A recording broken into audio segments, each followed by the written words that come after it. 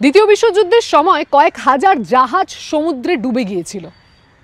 এর মধ্যে অনেকগুলোতে এখনো কয়েক লাখ গ্যালন তেল রয়ে গিয়েছে। সময় যত পেরোচ্ছে এই জাহাজগুলো ততই টাইম বোমায় পরিণত হচ্ছে, কেননা এর থেকে তেল বেরোতে শুরু করলে তা সামুদ্রিক প্রাণ প্রকৃতি এবং সমুদ্রের উপর নির্ভরশীল মানুষ উভয়ের জন্যই বিরাট বিপদ ডেকে আনবে। কিন্তু এর ব্যবস্থা কি নেওয়া যেতে পারে? কেননা সমুদ্রে ডুবে যাওয়া জাহাজ থেকে তেল বের করে আনার দায়িত্ব কার? বিপদের ঠিক কতটা কাছাকাছি আমরা? সমুদ্রের অতল জলের গভীরে পড়ে আছে লাখ লাখ ডুবে যাওয়া জাহাজ। এর মধ্যে কয়েক হাজার দ্বিতীয় বিশ্বযুদ্ধের সময়কার।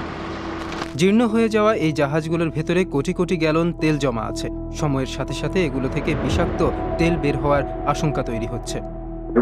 লোহায় মরিচা পড়া বন্ধ থাকে না, বিপদটাই আসন্ন। শুধু সামুদ্রিক প্রাণীর জন্যই নয়, সমুদ্রের উপর নির্ভরশীল মানুষজনের জন্যও এই জাহাজগুলি অশনি সংকেত। ঝুঁকিটি আসলে কোথায়? আর এই বিস্তৃতির অতলে তলিয়ে থাকা জাহাজগুলিকে কে পরিষ্কার করবে?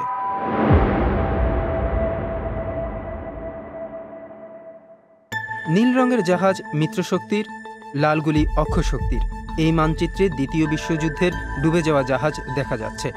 বিশ্বজুড়ে যে ৮৫০০টি জাহাজ তেল ছড়ানোর আশঙ্কায় আছে, তার বেশিরভাগই আছে এখানে। আটলান্টিক, প্রশান্ত ও ভারত মহাসাগরে ভয়াবহ নৌযুদ্ধ হয়েছিল। ১৯৪২ সালে ভারত মহাসাগরে মিত্রশক্তি ও জাপানি বাহিনীর লড়াইয়ে অনেক জাহাজ বঙ্গোপসাগরে ডুবে যায়। বিস্তৃতির অতলে তলিয়ে যাওয়া এই জাহাজগুলো ও তাদের ভেতরের জিনিসপত্র সম্পর্কে এখনো সঠিক কোনো তথ্য নেই। চোখের আড়াল মানেই মনের আড়াল, এই নিয়ে মানুষটাই চিন্তিত। ম্যাট কার্টার একটি অস্ট্রেলিয়ান সংস্থায় কাজ করেন। তারা প্রশান্ত মহাসাগর এলাকায় ডুবে যাওয়া জাহাজ শনাক্ত করেন। আমরা জানি প্রশান্ত মহাসাগরে এমন অসংখ্য জাহাজ আছে, কিন্তু সেগুলোর সঠিক অবস্থান বা কতটা ক্ষতিকর হতে পারে তা আমাদের অজানা। ৮০ বছর জলের নিচে থাকার পর ক্ষয়প্রাপ্ত এই জাহাজগুলো এখন ভেঙে পড়ার উপক্রম হয়েছে। জলের চাপ, তাপমাত্রা, লবণাক্ততা, স্রোত, নানা কারণে জাহাজগুলো ক্ষয়প্রাপ্ত হয়। সামুদ্রিক প্রকৌশলী Joao Sousa International Union for Conservation of নেচারে কাজ করেন। এগুলো একদিন না একদিন নিশ্চিতভাবেই ভেঙে পড়বে। বড় মাপের ঘূর্ণিঝড় আর ভূমিকম্প পরিস্থিতি আরও খারাপ করতে পারে। সমীক্ষায় দেখা যাচ্ছে এই দুটি দুর্যোগ ক্রমেই নিয়মিত হয়ে উঠছে বঙ্গোপসাগরের মতো ঘূর্ণিঝড় প্রবণ এলাকায়, যা বড় ধরনের ঝুঁকি তৈরি করে। বড় ধরনের ঘূর্ণিঝড়ে বিশাল ঢেউ আসলে ৪০-৫০ বছর ধরে পড়ে থাকা জাহাজে সামান্য ধাক্কাতেই ফাটল ধরতে পারে। ছোট ভূমিকম্পেও সেরকম পরিস্থিতিতে জাহাজ নড়ে যেতে পারে। বিশেষজ্ঞরা বলছেন এর প্রভাব হবে সুদূর প্রসারী। সমুদ্রের প্রাণী থেকে শুরু করে উপকূলের মানুষ সবাই ক্ষতিগ্রস্ত হবে। সম্ভাব্য প্রভাব হিসেবে মাছ ধরার সঙ্গে সঙ্গে অন্যান্য কাজ হারানোরও ঝুঁকি তৈরি হচ্ছে। এই বিপদ কিভাবে ঠেকানো যাবে? প্রথম কাজ হলো কোথায় কোন জাহাজ আছে এবং সেগুলোতে কি পরিমাণ তেল আছে তা জানা। দ্য মেজর প্রজেক্টস ফাউন্ডেশন অনেক খেটে খুঁটে প্রশান্ত মহাসাগরের কিছু অংশকে চিহ্নিত করেছে। জাপানি আর্কাইভেও আমাদের যেতে হয়েছে। জাপানি দলিলপত্র থেকে আমরা ধারণা করতে পারি জাহাজ ডুবে যাওয়ার সময় সেগুলোতে কত তেল ও কি জাতীয় মালপত্র ছিল। এরপর তারা উপগ্রহ চিত্র ব্যবহার করেন। কয়েক কিলোমিটার লম্বা এই তেলের দাগ জাহাজগুলো থেকেই আসছে। উপগ্রহ চিত্র থেকে আমরা সেই অঞ্চলের ডুবে যাওয়া জাহাজগুলি পর্যালোচনা করতে পারি। এভাবে আমরা বুঝতে পারি কোন জাহাজগুলো সবচেয়ে বেশি ঝুঁকিপূর্ণ। এরপর ডুবুরি পাঠাবার পালা। কিছু জাহাজের অবস্থান প্রত্যন্ত অঞ্চলে, সেগুলোর তথ্য জানতে এছাড়া কোনো উপায় নেই। ম্যাট কার্টার ও তার সহকর্মীরা প্রশান্ত মহাসাগরে দুটি গুরুত্বপূর্ণ এলাকা চিহ্নিত করেছেন। প্রথমটি মাইক্রোনেশিয়ার চুক উপহ্রদ। ১৯৪৪ সালে আমেরিকা ও জাপানের যুদ্ধে সেখানে অনেক জাহাজডুবি হয়েছিল। অপারেশন হেলস্টোন নামের এই যুদ্ধে ৪০টিরও বেশি জাপানি জাহাজ ডুবে গিয়েছিল। এদের মধ্যে একটি তেলের ট্যাঙ্কারে ৮ লক্ষ গ্যালন তেল থাকতে পারে, এমনটাই ম্যাটের আশঙ্কা। আমাদের হিসেব অনুযায়ী চোখ উপহ্রদে পরিবেশের জন্য অতি ঝুঁকিপূর্ণ 20টি জাহাজ আছে। এর মধ্যে 15টির জন্যই দ্রুত ব্যবস্থা নেওয়া দরকার। এসব জাহাজে ভারী জ্বালানি তেল, বিস্ফোরক, সীসা, পারদ ইত্যাদি নানা ধরনের দূষক আছে। অন্তিম পর্বের পরিচ্ছন্নতা অভিযানের আগে এই সব তথ্য সংগ্রহ করা খুবই জরুরি।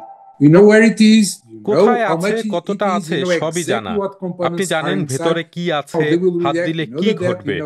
আপনি জানেন গভীরতা কত, স্রোত কেমন। এবার আসল সমস্যার শুরু। এটি পুরনো পাত্র থেকে তেল টেনে বের করার মতো সহজ কাজ নয়। কিছু জাহাজ স্পর্শ করলেই ভেঙে পড়তে পারে। কিছু জাহাজ এত গভীর যে স্বয়ংচালিত যন্ত্র দিয়েই কেবল কাজ করা সম্ভব। তেল তোলার প্রক্রিয়া কত জটিল হবে তা নির্ভর করবে জাহাজের গভীরতা, জলের চাপ, তাপমাত্রা, স্রোত, তা কত প্রত্যন্ত জায়গায় আছে এই সব কিছুর উপরে। সৌভাগ্যক্রমে এই দক্ষ নিষ্কাশন ব্যবস্থা ইতিমধ্যেই পরীক্ষিত। ডুবে যাওয়া জাহাজের কাছে যাওয়ার অনুমতি পাওয়া এবং উদ্ধার কার্য চালানোর খরচ জোগাড় করাটাই সবচেয়ে বড় সমস্যা। প্রতি জাহাজের তেল তুলতে 60 লক্ষ থেকে $1 কোটি পর্যন্ত খরচ হতে পারে। এটা করা সম্ভব, কিন্তু এ বাদেও ডুবে যাওয়া আরও 8000 জাহাজ রয়েছে যারা দূষণ ছড়াতে পারে। এখানেই প্রজেক্ট টাঙ্গারোয়ার প্রয়োজন। লয়েডস রেজিস্টার ফাউন্ডেশন নামে ব্রিটেনের সেবামূলক একটি প্রতিষ্ঠানের অর্থানুকূল্যে চলা এই প্রকল্প বিশ্বজোড়া এক ব্যবস্থা তৈরি করার চেষ্টা করছে। কোন জাহাজের আগে ব্যবস্থা নিতে হবে তা চিহ্নিত করা, খরচ জোগাড় করা তাদের লক্ষ্য। প্রজেক্ট টাঙ্গারোয়া বিভিন্ন দেশের সরকারের মধ্যে সমন্বয় ঘটাতে চায়। তথ্য, দক্ষতা ও অর্থকে একসাথে আনাই তাদের লক্ষ্য। তেল তোলা ব্যয়বহুল, কিন্তু বড় ধরনের তেল ছড়ানোর ক্ষতির তুলনায় তা কিছুই না। 1989 সালে অ্যাক্সন ভালদেস আলাস্কা উপসাগরে 1 কোটি 10 লক্ষ গ্যালন তেল ছড়ায়। এর ফলে কয়েকশো কোটি ডলারের ক্ষয়ক্ষতি হয়েছিল। এই জাহাজগুলির থেকে ছোট মাপের তেল ছড়িয়ে পড়াও বড় ক্ষতির কারণ হতে পারে।